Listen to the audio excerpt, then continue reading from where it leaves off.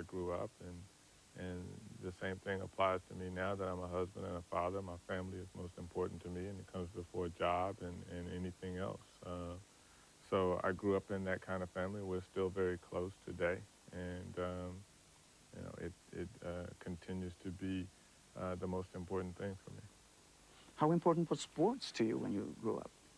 Sports was very important to me because it was, you know, I learned a lot from sports, and you know, my father felt like I would learn a lot from sports, and so he supported my sporting career, and I think that kids can learn a lot from sports, and I hope that my son will want to take part. I don't think that it's necessary, but I think that you can learn a lot about life being involved in sports. But from what I understood from your book, school was your #1 priority, and not sport. And my parents have reminded me of that several times, that you're only doing what you're supposed to do, you know. So, you know, that's just the way that it was in my family. So, you know, that is the way that it's supposed to be. And I think that probably too many kids now stray away from that, and they put all of their hopes on becoming a professional athlete, and they forget about education, and the education becomes secondary. And I think that until we as a society start to support the fact that you're just doing what you're supposed to do when you go in there and you get your education and sports come second. But we make now such a big deal out of people who, like myself, education was first. We make that such a difference, and like that person stands out. And, you know, that's just really not the way it's supposed to be, in my opinion. When did you realize that you had the potential to be really, really good? I realized once I got to Baylor and started training under my coach, Clyde Hart, that I had the potential to be a world champion. And from 1990 onwards, you have dominated both the 200 and the 400. Why is that such an unusual combination? That's a very simple answer to that question. It hadn't been done before, and that's pretty much the long and the short of it. It hadn't been done before, so that's why it's so unusual. You know, in the past, people kind of followed suit. If you were a 100-meter runner, you could move up to the 200, and if you're a 200-meter runner, you could move down, and if you're a 400-meter runner, you're just a 400-meter runner, and that was kind of pretty much the attitude. Describe the two events from your point of view. Well, the 200 is a much more aggressive event. It's you know, you have to have a much more aggressive attitude going into it. The way that I run it, it's an all-out sprint. There's there's not much of a strategy. It's more of a technical race. Everything has to be technically sound when the gun goes off, and everything has to be pretty much second nature. There aren't a lot of decisions made in the 200 meters, and there's not very much room in the 200 meters to make a mistake. If you do, you probably can't make up for that mistake. Whereas the 400 is a much more strategic race. There are lots of decisions that have to be made during the race, and it's not such an aggressive race. So they're opposites in a lot of ways, whereas if you go into the 400 with the same type of aggressive mentality and strategy that you do in the 200, that can work against you, and vice versa. Because the 400 is such a strategic race and much more of a paced race, if you go into the 200 with that, it can hurt you. So you have to know what you're doing, you know, in each race when you go out there, and make sure you know you're taking the right strategy into the right race. Is it true that you listen to different kinds of music when you prepare to 200 than to 400? Yeah, to try to help me get more into the aggressive mode of a 200 meters, I would generally listen to a much more up-tempo type of music, maybe a rap or something like that, and for the 400, something a little more mellow. You don't want to be, you know, maybe something a little more like an R&B, but still up-tempo, but not quite as aggressive. Michael Johnson hade kommit till Göteborg och Ullevi för att plocka hem en historisk dubbel. Att bli den första att vinna både 200 och 400 meter på ett och samma VM eller OS. Det första delmålet skulle uppnås den 9 augusti i finalen på 400 meter med Michael Johnson på bana 5.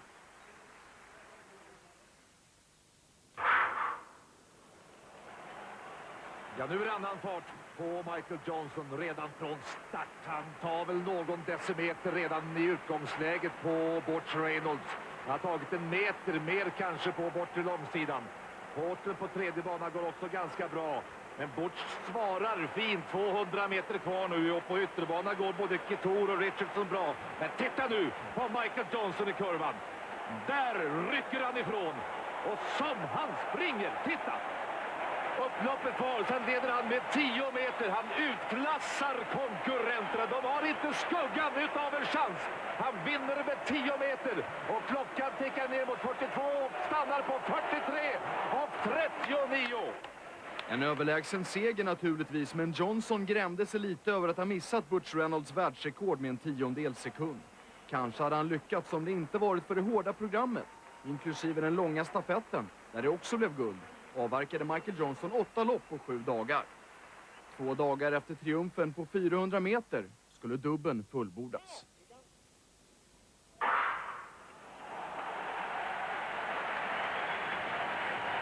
En ganska måttlig start på Johnson. Mycket bättre går da Silva genom kurvan. Men så kommer Johnson i slutet på kurvan och så leder han in på upploppet med ett par meter. Fredericks och da Silva slåss om silvret, men det blir en överlägsen seger för Michael Johnson. 1979 avstannande. Att Johnson på nytt missade världsrekordet med 700-delar den här gången gjorde nog inte så mycket. Den historiska dubben i Göteborg var ju säkrad.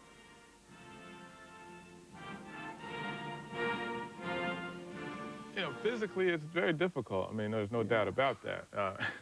But I think the other thing that we probably didn't anticipate as much is the difficulty in transitioning from the 400 to 200, and just trying to get ready for the 200 so quickly after having run 4 days of 400s.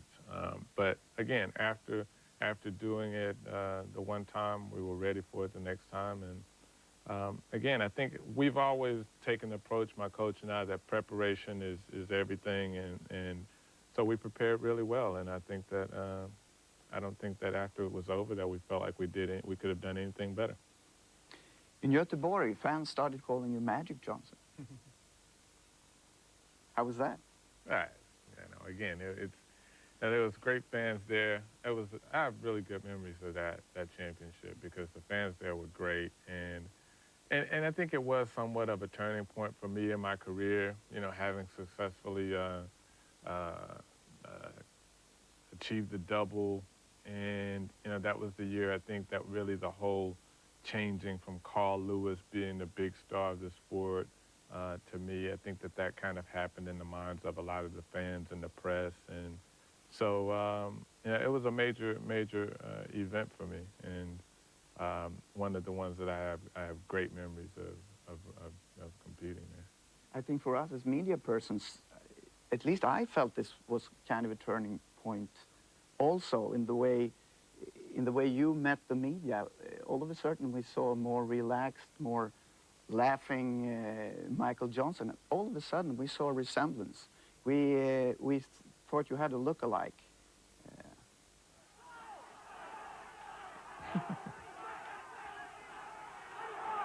I guess you've heard it before, maybe, that when you started laughing, you look a lot like Eddie Murphy.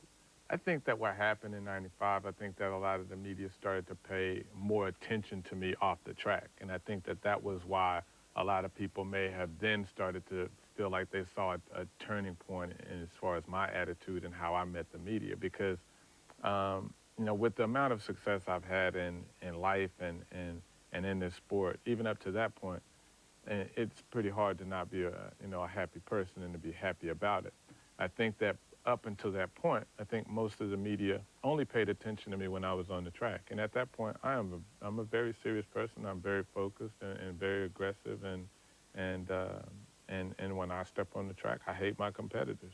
The way that I consider going into a race, it's like war. And you're going in there, and at that point, you know, everybody wants that one thing, and only one can have it. And that's a battle.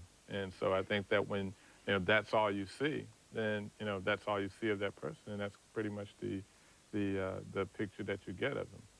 Carl Lewis is supposed to have said that he thought it was bad for the sport that you came to become the big star because your attitude was not right. Is that unfair? You know, that's what Carl said. He actually said that during those championships, and I think that disappointed a lot of fans because, you know, he couldn't have picked the worst time to say that because that was a time when everyone thought that I had hung the moon, you know, and so, you know, Carl has often said things at the wrong time, and, you know, I think that the fans from that point until now have enjoyed my performances, and I'll always be out there, even now that I'm going to be retired. I'll always be out there trying to promote the sport and working with kids mostly, and maybe working with the federations as well to try to promote the sport. But I'm also a big fan, so I'll always be at the meets. And then came Atlanta. And you had the schedule changed for you so you could double up. You had been involved in ad campaigns before. You had almost promised you would do something very special, and you appeared in those golden shoes. You built up an enormous pressure. Yeah.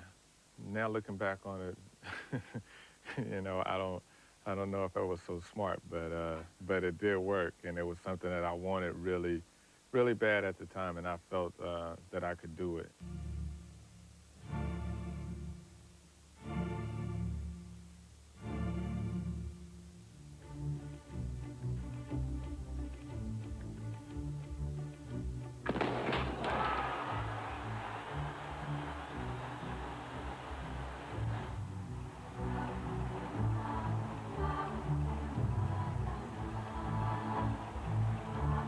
I ran a very good turn, and pretty soon after I came off the turn, he went by, and I said, okay, well, there goes first. I noticed a blue blur and a swoosh.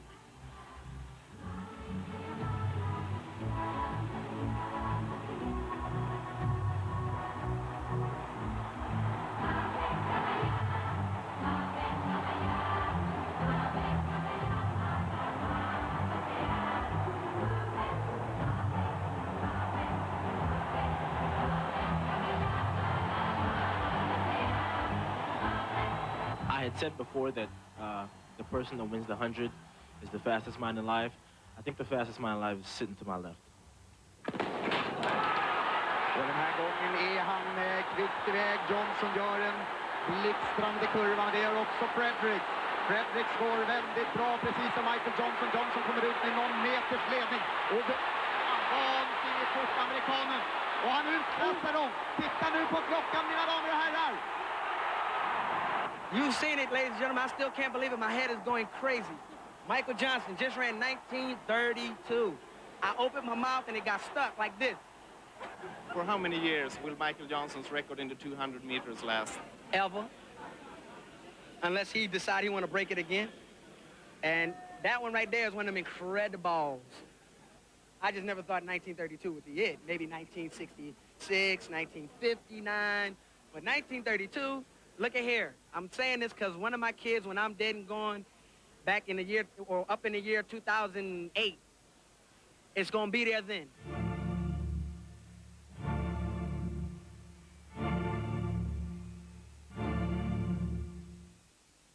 Well, there were many of us left with our mouths open that day. How is it possible to break the world record with 34 hundredths of a second? I think the most important thing is that, you know, you don't put limits on yourself. You know, if someone had asked me before the Olympics in Atlanta if I thought I would run 1932, I would say, no, I don't think I will. If they'd asked me, do you think you can? I would have said, yes, I think I can, because I didn't think that I would run that fast at the end of, you know, 8 races. But I always felt that I was capable of taking the world record in the 200 down to the low 19s.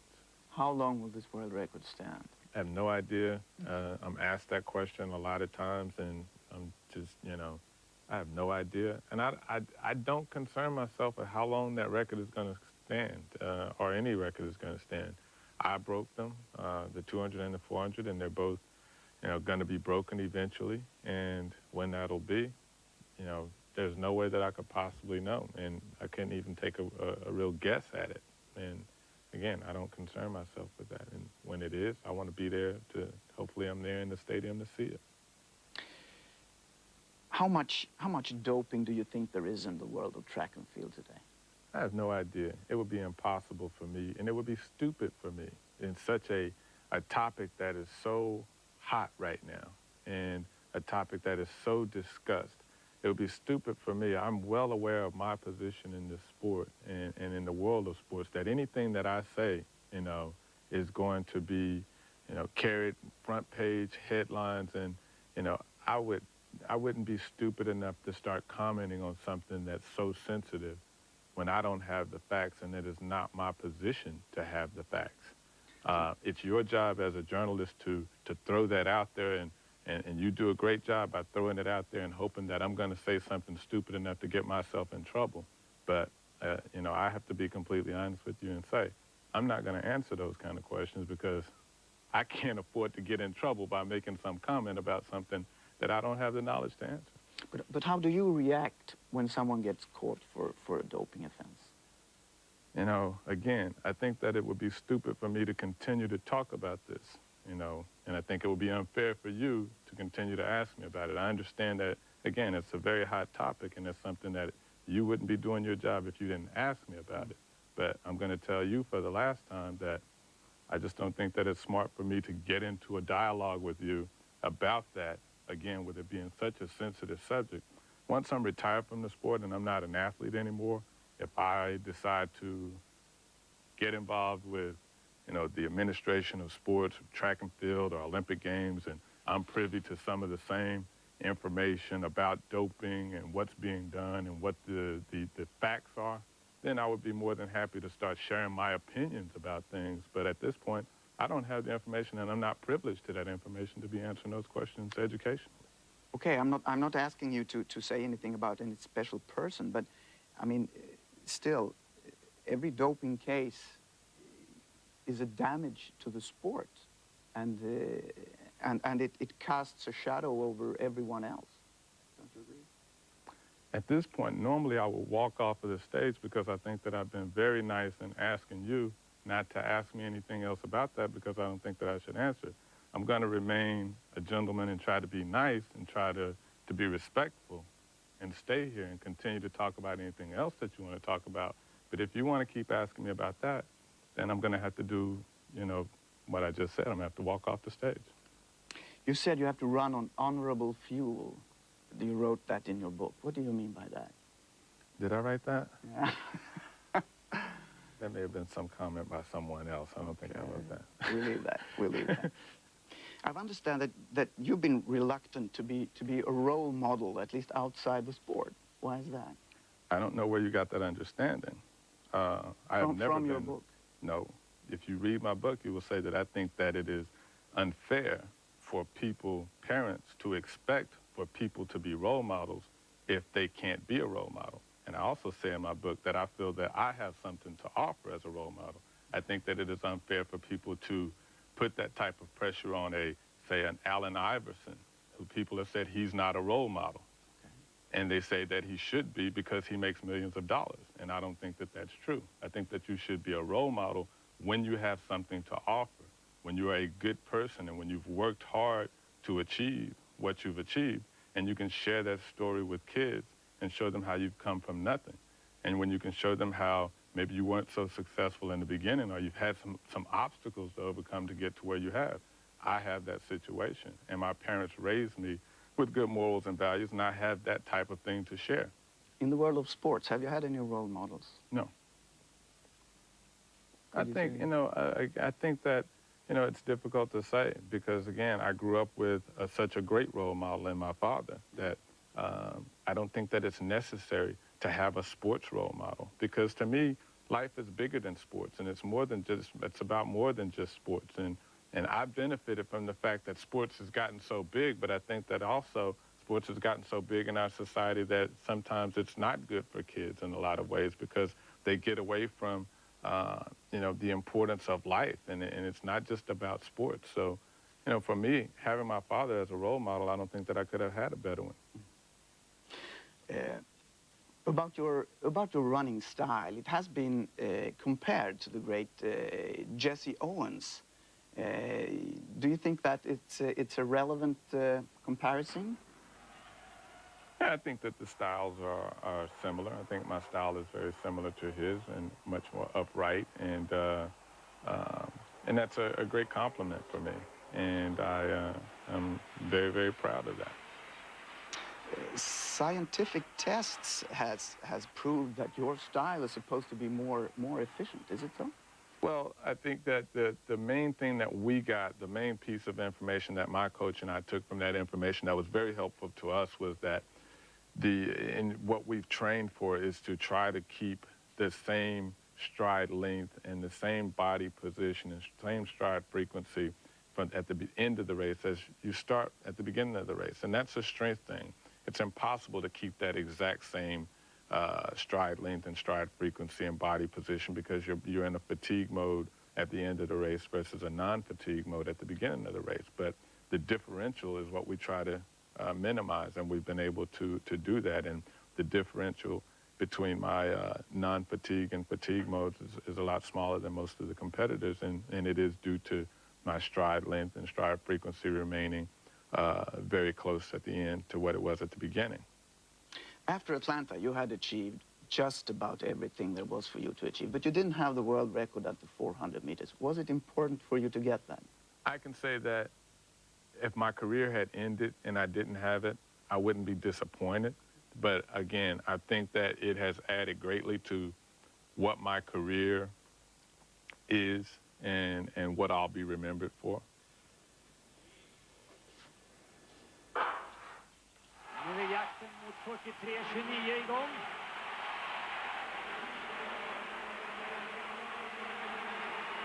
Han startar i förhållande till de andra, inte anmärkningsvärt snabbt. Bra går Young, banan utanför, men Johnson är i kapp honom nu. Hur går det för Pettigrew? Jo, hyggligt. Bra lopp också av Parella, brasilianaren på bana 7. Nu kommer Johnson. Det är lite upplagt för en amerikansk trippel. Nu drar Johnson allt vad han har på upploppet. Nu joggar han inte längre. Nu vräker han på all kraft han har mot mållinjen. Och vad stannar klockan på? 43:19. Nytt världsrekord av Michael Johnson. It was actually corrected to 43:18 afterwards. How does that match 1932 in the 200? You know, it's difficult to say because, you know, I didn't break the world record in the 400 by nearly as much as I did in the 200. But when you look at the 43:18 and taking out Butch Reynolds' 43:29, because other than himself, myself and Butch, no one has ever run that close to that time. So I think that when you take that out, then you know it's close, but it's still not in the same realm as the 200. When this season is over, what will you do? Relax first. You know, I look forward to spending more time at home with my son and my wife, and but you know, I've been working very, very hard for the last 15 years to accomplish what I have and to achieve my goals. And so now I look forward to just relaxing and being able to not have to be so focused every day on one thing. So all the focus and the energy that you have put into running, you just won't put that into something else right now?